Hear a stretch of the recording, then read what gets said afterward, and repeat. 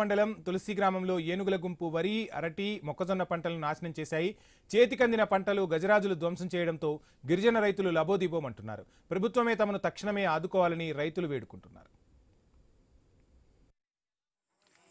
మనం చూడవచ్చు, గజరాజులు స్వైర విహారం చేస్తున్నాయి. పార్వతీపురం మన్యం జిల్లాలో పంటలపై దాడి చేస్తున్న దృశ్యాలను మనం ఐ న్యూస్ స్క్రీన్ పై చూస్తున్నాం. స్థానికులు వాటిని బెదరగొట్టే ప్రయత్నం చేస్తున్నా ఎక్కడా కూడా గజరాజులు వెనక్కి తగ్గట్లేదు. పంట పొలాల్లో స్వైర విహారం చేస్తూ స్థానికులను భయభ్రాంతులకు గురి చేస్తున్న పరిస్థితి.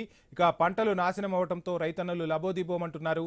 ఇక ప్రభుత్వం చెబుతున్న కుంకి ఏనుగులను తీసుకొచ్చి పరిరక్షిస్తామని చెబుతున్నా ఇప్పటి వరకైతే ఇంకా క్షేత్రస్థాయిలో అమలు కాలేదు. దానికి సంబంధించి కూడా ఇటు ప్రజలు ఆవేదన వ్యక్తం చేస్తున్నారు. కుంకి ఏనుగులను తీసుకొచ్చి ఎప్పటికప్పుడు, అంటే మన్యం జిల్లాలో ఎప్పటికప్పుడు కూడా ఏనుగులు ఇలా పంటలపై దాడి చేస్తున్నందుకు రైతులు ఆవేదన వ్యక్తం చేస్తున్న పరిస్థితి. ఇక గజరాజుల ఏనుగుల గుంపు బీభత్సం సృష్టించింది. దాదాపు 9 ఏనుగుల గుంపు ఒక్కసారిగా పంట పొలాలపై పడి తమ ప్రతాపాన్ని చూపించాయి. వరి, అరటి, మొక్కజొన్న పంటలను పూర్తిగా నాశనం చేశాయని చెప్పాలి. అయితే దీనికి రైతులు కాపాడుకోలేని దీనస్థితిలో దూరంగా నిలబడి చూసే పరిస్థితి అయితే ఏర్పడింది. అయితే ఇప్పటికీ అటవీ శాఖ అధికారులు అక్కడ చేరుకున్నప్పటికీ కూడా వారు తరలించే క్రమంలోనైతే పూర్తి స్థాయిలో నిర్వహించలేకపోయారని చెప్పాలి. ప్రస్తుతం అయితే చేతికందే పంటలు అయితే పూర్తిగా ధ్వంసం అవడం చూసి రైతులు అయితే లబోదిబోమంటున్నారు.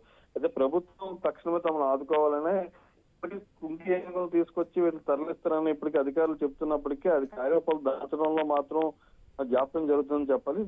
దాదాపు 10 ఎకరాల్లో అయితే పంటలు అయితే నాశనం అయ్యాయని ప్రస్తుతానికి అయితే మనకు తెలుస్తుంది. 10 ఎకరాల పాటు చేతికంది వచ్చాయి. గత నెల రోజులుగా అయితే మనకి గ్యాప్ ఇచ్చాయి, కానీ నెల రోజుల తర్వాత మరి ఒక్కసారిగా విజృంభించడంతో వర్షాలు కురవడంతో ఎటు వెళ్ళలేని పరిస్థితి, ఒక్కసారిగా పంట పొలాల్లో ఊడిపోయాయని చెప్పాలి. ఈ 9 ఏనుగులను తలిస్తే గానీ ఈ ప్రశాంతంగా ఉండలేమైతే గిరిజనులు మొత్తం ఆందోళన వ్యక్తం చేస్తున్నారు.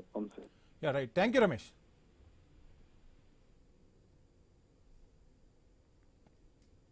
తెలుగు